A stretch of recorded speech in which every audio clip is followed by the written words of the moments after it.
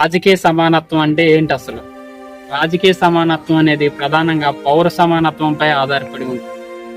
అంటే రాజ్యానికి చెందిన ప్రభుత్వానికి సంబంధించినటువంటి అభ్యర్థులను ఎంపిక చేసుకోవటంలో ఆ రాజ్యంలో నివసించే ప్రజలందరికీ సమాన విలువ ఉంటుంది. ఇది ప్రధానంగా ఓటుపై ఆధారపడి ఉంటుంది. అంటే ఒక మనిషికి ఒక ఓటు, అందరి ఓటుకు ఒకే విలువ. ఒక మనిషికి ఒక ఓటు ఉంటుంది, అందరి ఓటుకి ఒకే విలువ ఉంటుంది.